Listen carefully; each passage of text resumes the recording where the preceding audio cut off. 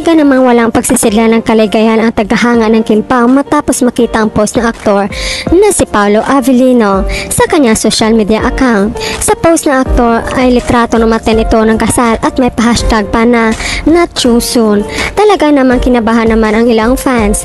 Komento nila, umatin pala ng wedding si Paps. Hoy papi, kinabahan naman ako sa true. Apelyado ba ng kinasal o sinadya niya hashtag NB Pao. Pao is such a genius. Kaya nga kung may post siya sa story or reels, talagang mapapaisip ka. Pero kinabahan din ako kanina. Hi, soon na sana no.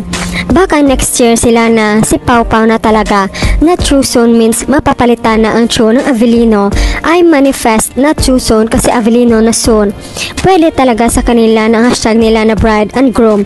Not too soon yung correct hashtag, pero yung hashtag not too soon, dilulo ko to pero may ibang meaning siya na gustong i-imply.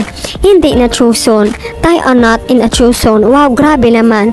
Nagpapateaser sila kasi related kay Crush para daw kiligin ang Kim Pao kasi nalungkot at binasag daw tayo ni Sir Ogie.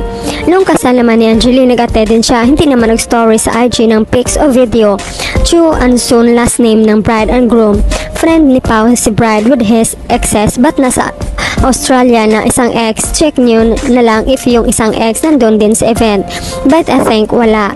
Seryoso si Pa pag wala si Kim sa tabi niya, pero pag andyan ang presence ng jowa, all smile lagi.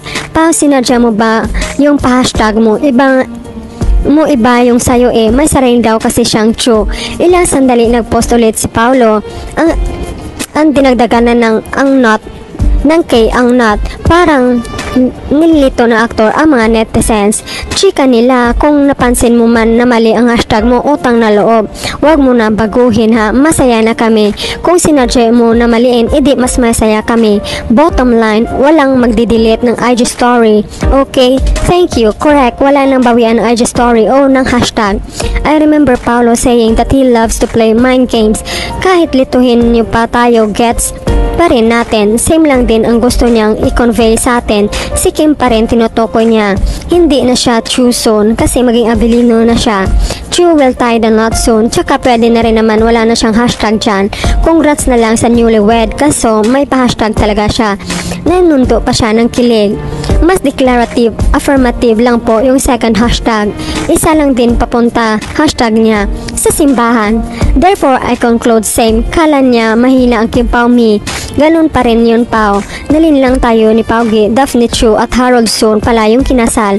Sign na ba ito papi? Claiming, manifesting, praying. Avellino na siya soon. Wala rin siyang kawala.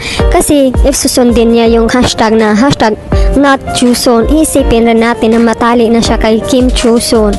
From anong sayo? Ikaw, tas not too soon, si Pao magkamali. Sa nagkataon nga naging palagi na kay Pao na mismo nang galing. So sana very soon. Can't wait. Nakakota na daw tayo basta natuson pa rin. Mas gusto ko yung not Chuson kasi literal na tayo pakasal with Kim Chuson. Ay gusto ko tong era ni Papi ngayon matapang. O pinalitan ng Kim na Chuson daw. Nagbabasa pero ganun pa rin tie the knot with Chuson pa rin. Na screenshot naman ng Kim Pao Lancia, sumabog na sa kilig. Huwag na nila patagalin, huli na madami na nakakabasa, siguro nabasa ni Babe kaya ayan pinalitan agad. Ito na talaga yung sila na sunod. Congratulations Kim Pao, you're the next groom and bride next year. Basta ako pupunta sa kasal ng Kim Pao, mag-ready na yung mga magpapalitsyon dyan, malapit na. Ilan lechon ba sa'yo? Dami nang magkakapag-lechon Sana wedding nila soon.